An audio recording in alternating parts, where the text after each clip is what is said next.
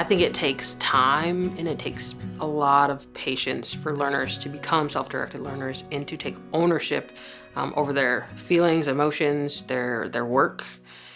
And through that is trial and error. And it's a lot of failure. It's a lot of questioning of yourself.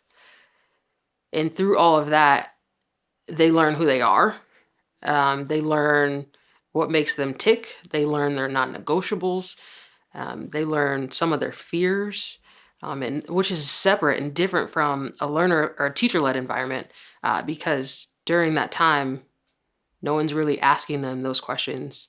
And I think the separation and the difference is they're reflecting and they're asking themselves those questions, whereas in a teacher-led environment, that doesn't happen as often. The process of self-directed learning is a lot of like what is going on in this, and then like a lot of like studying exactly how people are doing it. So it's a lot of like, I'm looking at this, I'm figuring it out, I'm taking notes. You got to really take notes. And then it's a lot of repetition and practicing. So like with math, I'm going through the same practices over and over again until I finally get it and then it clicks. And that's really helped when I'm like learning the guitar or anything like that, because you just have to do the same thing over and over again until it clicks.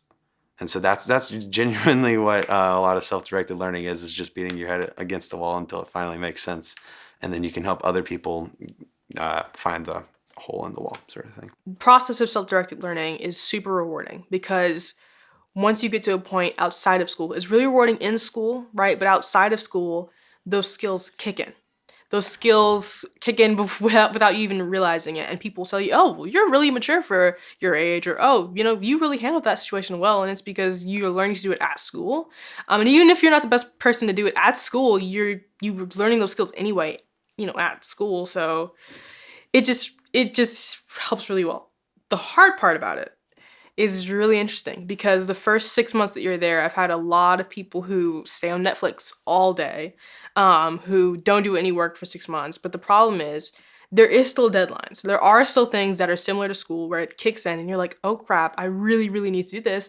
And that becomes sort of very important for you to be able to do. On my first year when I was here, I didn't really do any work the first half of the year, and ended up having to go into like overload for the next half to get everything done. And it's definitely been like there's been ups and downs for me, but it's been very rewarding compared to just being told what I have to do and made to do it. Because again, it's built that motivation and determination in me that I can take into the real world, because you don't always have a deadline. You don't always have, like, your goals aren't always clear cut. And I feel like this has really helped me prepare for that.